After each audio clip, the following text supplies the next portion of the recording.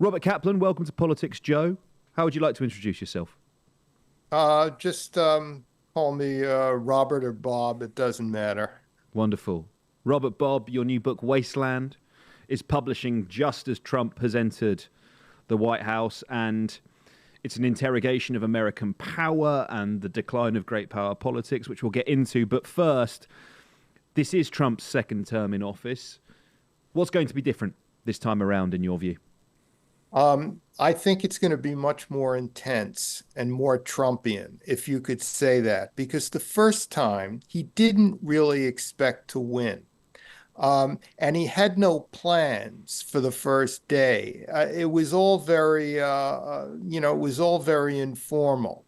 This time, he's got a whole team. They've been planning for months, meeting for months, and he's also more angry than he was the last time because of all the lawsuits and the investigations of him, which he feels are politically motivated.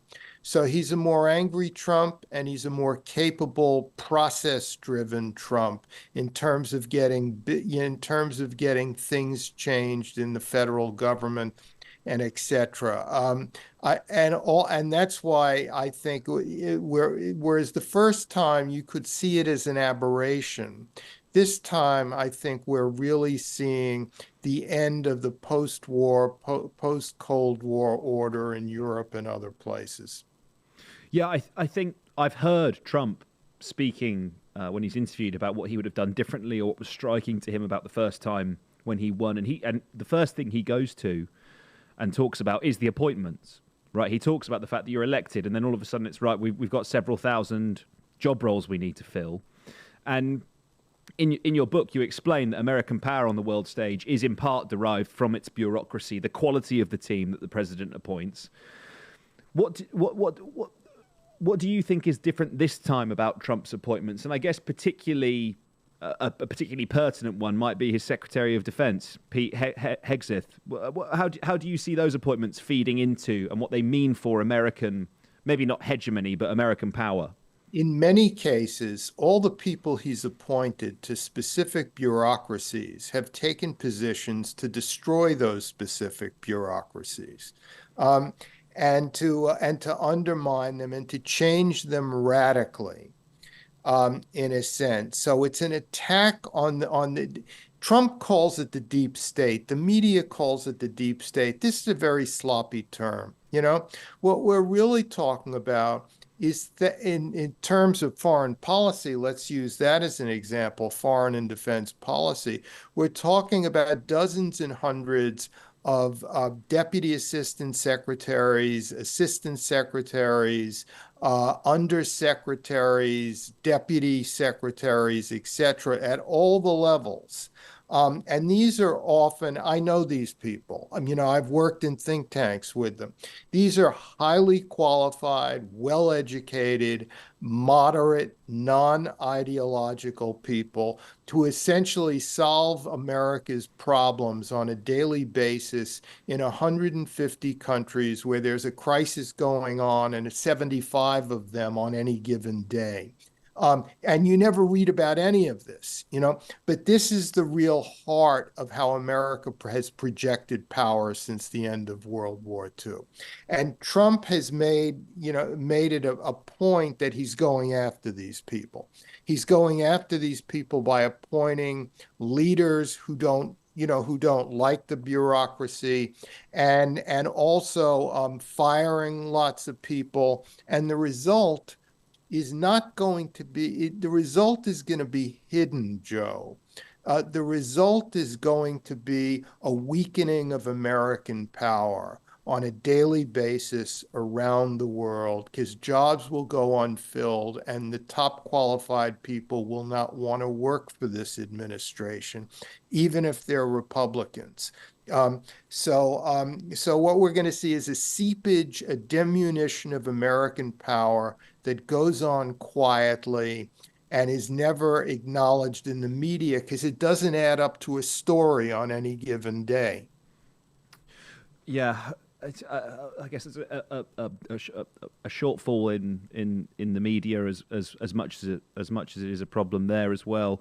What do you think Trump's foreign policy instincts are then? If we're talking, if he's not going to have that sort of level of expertise in support and in assistance of his administration, I guess that then places more influence on and more weight on the president's own personal decision making and his instincts when it comes to foreign policy. Three things. Let me go back to Hegseth for a minute, to Pete Hegseth. The greatest American Secretary of Defense in recent decades was Robert Gates under the Obama and George W. Bush administrations. And Gates had risen through the ranks, as I said, from deputy secretary, assistant secretaries. And Gates knew how the building worked. He didn't let the four-star generals and admirals run rings about him. He really controlled the building. He fired people, but in a very targeted way to achieve policy. Now you have someone who was a platoon leader in the Middle East, but has no bureaucratic experience whatsoever in running, tens of thousands of workers and hundreds of general officers and all. Someone with no experience in this at all. And the result is he talks about being a warrior, but in fact, he's going to be very weak. Because the four-star admirals and generals are going to run circles around him, on every given day, because he doesn't know how to run the building. Trump's instincts on foreign policy. His instincts, America has always had kind of a split personality when it comes to the outside world. On the one hand, you've had this great continent with so much going on inside it, bounded by two oceans, where the American people put a very high bar on intervening overseas and doing business overseas, because there's just so much going on inside the country itself, which means so many problems that need to be attended to. And they think territorially. Don't bother us in our land, and we won't bother you in yours. Even if you're committing vast human rights violations or whatever, just don't bother us. We won't bother you. That's one half of the American personality regarding the outside world. The other half is precisely because we're bounded by oceans and sea lines of communication. We've always been intimately connected to the outside world and have been, in essence, an imperial power since World War II. Since the end of World War II. And that's a part that wants to take part everywhere in the world, wants to call out human rights violations where they've occurred, do something about it. It's a divided personality. And Trump represents the first half. Don't bother us and we won't bother you. But hey, Greenland, you need to do more for your defense. The Danes need to spend more on your defense so the Russians don't take advantage of you, because your eastern coast is right near the great sea lines of communication for the Russian Navy. Panama, you're charging us too much. We can cause you trouble. I don't think Trump really has any desire to actually invade these countries. He just wants to, it's his way of talking, his exaggerated way of talking, of getting a better deal with these places, that the American foreign policy elite, for decades more concerned with the Middle East, with human rights violations in sub-Saharan Africa, and all of this, never cared about. Biden warned that Trump is going to usher in an oligarchy, and Trump has appointed 13 billionaires to his administration. I mean, are we really witnessing a movement away from liberal democracy to oligarchy in the US? We are. The tableau of the inauguration ceremony was very instructive. Within a few feet of Trump, while he was taking the oath of office, were all the titans of Silicon Valley. all of them worth tens of billions of dollars, with the exception of Tim Cook, who's just the CEO of Apple and is probably worth only $1 billion or something like that. You know, he's not nearly as rich as Mark Zuckerberg and Elon Musk and Jeff Bezos, but they were all there, you know? They were all there. And this proximity to power, of extreme wealth, in a very informal proximity to power, really tests American institutions. You might recall the late Harvard political scientist Samuel Huntington.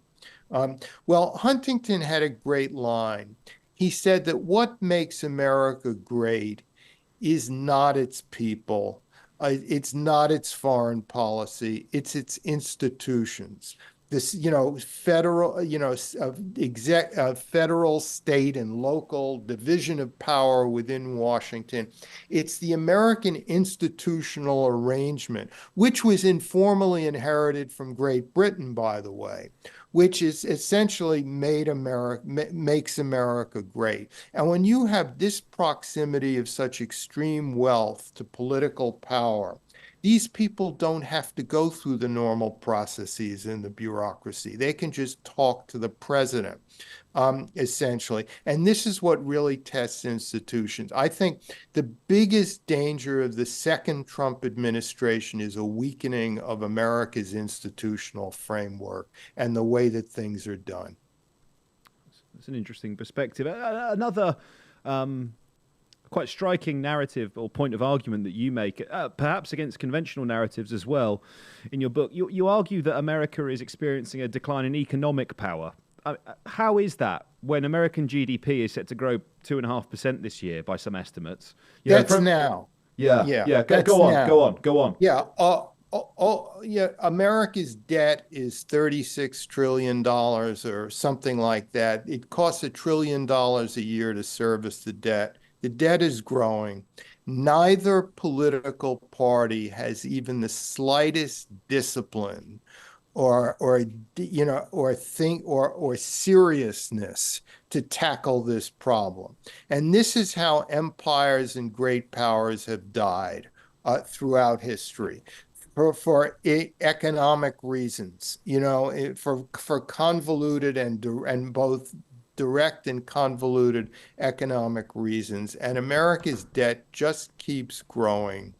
And I see America as a great power in the oil and gas, print and typewriter age, when American mass democracy functioned very well because there was a political center. And what I point out in the book is that the center is being lost in the digital video era.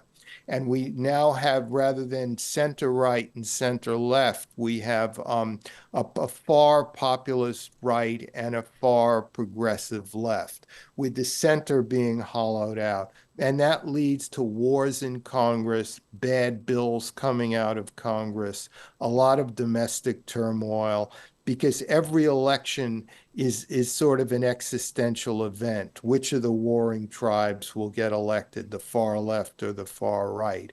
Whereas before, when I was growing up and younger, presidential elections just didn't matter that much. So what if George H.W. Bush, became president? Nobody thought, or so what? Even when Reagan defeated Carter, which was a big deal back then, it didn't nearly have the consequences that elections have now. So I see a gradual slide in American power, in the health of American democracy, which has to affect American power. Yeah, it's interesting, isn't it? Because it's not that strange anymore after an inauguration to see this flurry of executive orders being passed, whatever the political stripe of the administration. And a lot has been made. I must have heard the phrase "flood the zone" 20 times in the last week, right? About sort of almost characterizing this like a media strategy. But the other way of analyzing it, which is the one you've just presented, is actually no. It's explicitly partisan now, where an incoming administration just goes, yeah, that was a fun last 4 years. Do you know what? Actually, I'm going to reverse half of it, and here are the measures we take. And you just sort of oscillate backwards and forwards. And also, there's been an inflation in executive orders over the years, because executive orders are essentially anti-democratic. They strengthen the executive, they strengthen the president, they make him more of an imperial president. Presidents used to be very circumspect in issuing executive orders. Each party had their favorite executive orders, but it didn't go any further than that.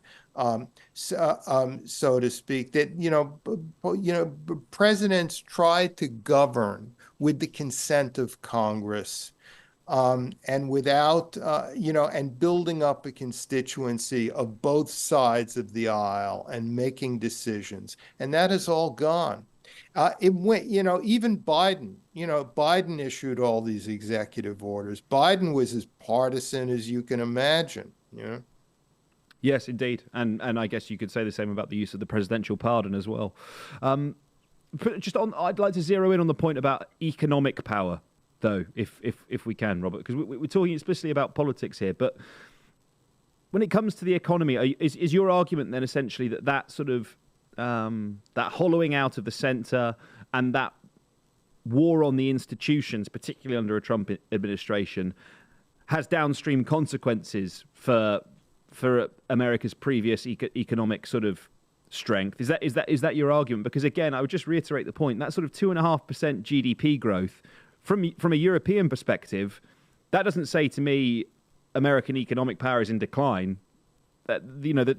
I'm looking over the long term. The one thing about writing books, by the way, and this is my 23rd book, is that it's impossible to time a book to the latest statistic or to the latest news cycle. You get lucky or unlucky, and a book is finished 8 months, 9 months in advance before publication. I didn't even know that Trump would win, and I kind of hedged it. If you read the narrative, if you read the manuscript, I just kind of played it kind of cute, because I had no idea that he was going to win, and I stuck to things that I thought were permanent trends. And one permanent trend that I've seen over the decades is has been an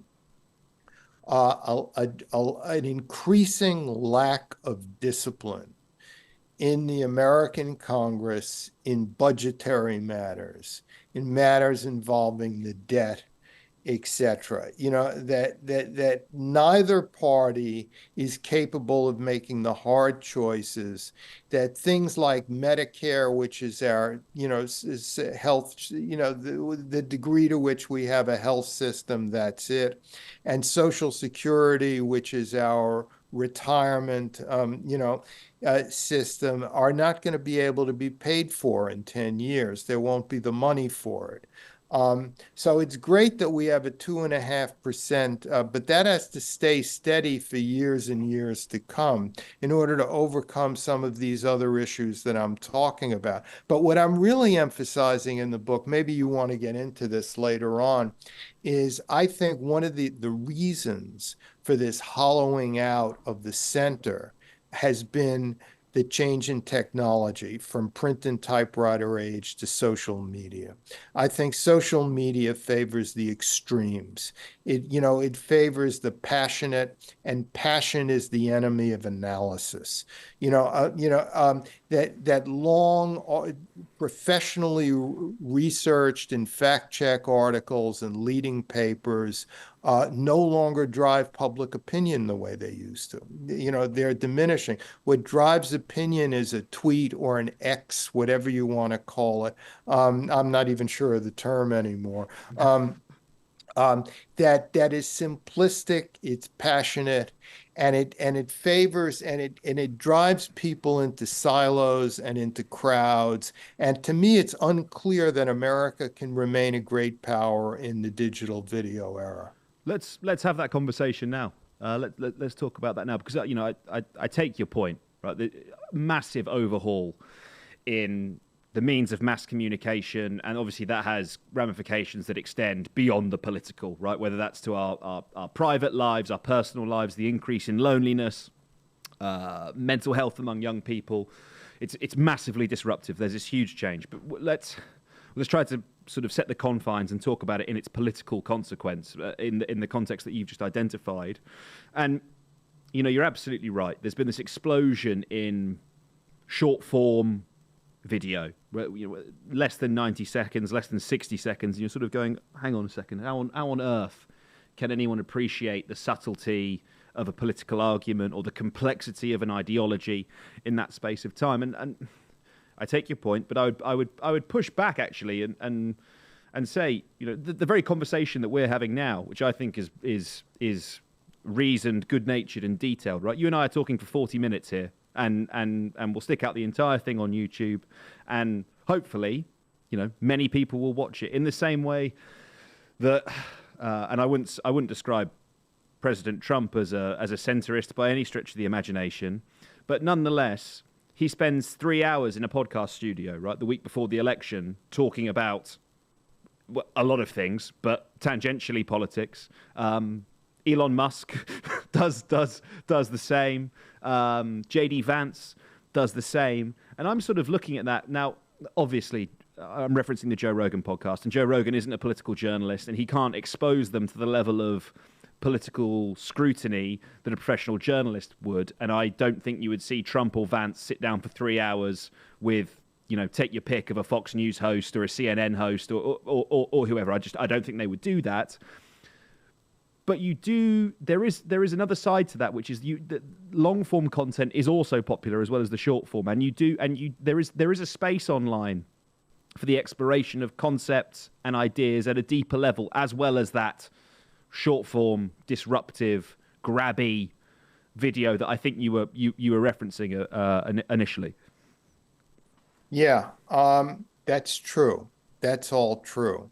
But one of the things that I point out in the book, by the way, the book is divided into 3 sections. The first is Weimar Goes Global, about how the world as a whole is becoming more like Weimar Germany. The second part is about all the great powers are in relative slow, gradual decline. And the third part, which we're talking about now, I call crowds and chaos. You know, it's the media now has an ability to create crowds of people, and crowds diminish individuality. You know, you go along with the flow, you press the same button, a tweet that goes viral. Yes, there are podcasts and you know and all that, and that's a different way of long form. I acknowledge that. I just think the gradual trend is towards a media that's less researched and less serious, and has more push button antics. Because what happens with a podcast, if it's a very famous person doing it, is that the one sentence in the podcast will be repeated 1,000 times on social media. Look, he said that, and it may be taken out of context. You know, so much is taken out of context. You know, you can be the most articulate person in the world, yet you will have phrases that, if taken out of context, could mean the opposite of what you intended, and that's what social media does. And so, but before social media, you didn't have the possibility of that happening nearly as much. The only time you had it happening was on old-fashioned presidential debates, where a candidate would, like Gerald Ford in the 76 debate against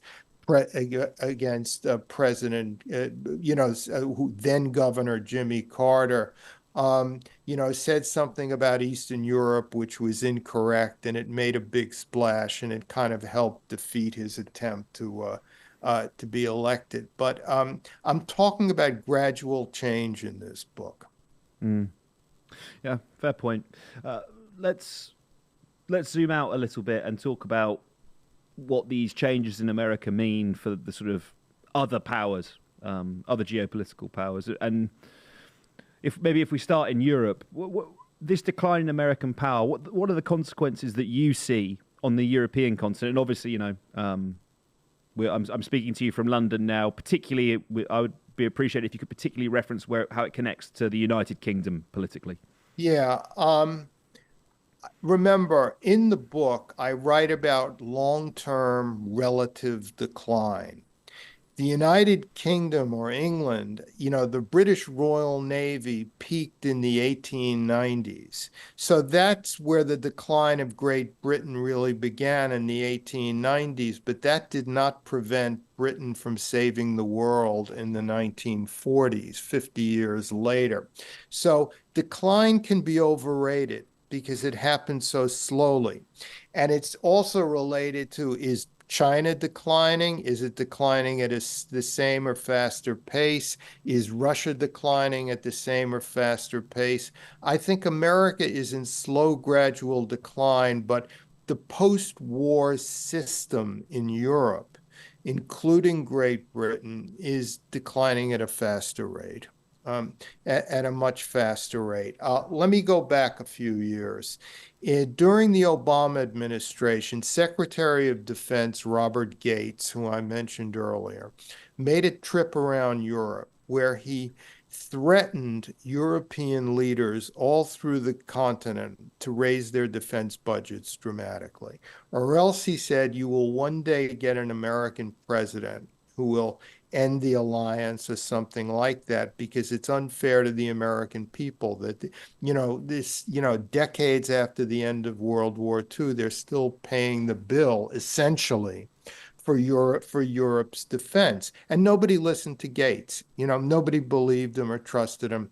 They trusted him, but they didn't know what to say, because there was not the political will in any of these countries to dramatically raise the defense budget. Because they knew, or they thought they knew, that the United States would ultimately have to defend them anyway. So why do so? So now we have President Trump, and he's basically calling in the bill that Robert Gates had acknowledged some decades earlier. And Europe is not going to raise its defense budgets dramatically evenly. There are states like Poland and Greece and Romania that have high defense budgets, but that's because of two things: proximity to Russia, and in Greece's case, proximity to the historic enemy, Turkey. That's the only reason. I mean, other states in Europe, even with the Ukraine war, are not going to raise their defense budgets enough. You're going to have an American president who is not going to stand for it. And this is key. Every organization needs a leader. And the United States, up until Trump, always believed in Europe. It always felt that there was something special about the European alliance, about the post-war system that emerged out of the ashes of World War II. But now you have a president whose heart is not in it. His heart is not in it, and he basically says, "What can you do for me?" And it turns out maybe they won't be able to do enough. And that's going to leave Europe exposed to Russia on the eastern flank, exposed to continued migration from the relatively higher birth rate societies of sub-Saharan Africa and the war-torn societies of the greater Middle East on the southern front, And Europe has nowhere to escape to. It's in the fight zone, so to put it. So the pressures on Europe are much greater than the pressures on the United States. And that's what leads to the imbalance. Mm. Robert, we've mentioned it a couple times.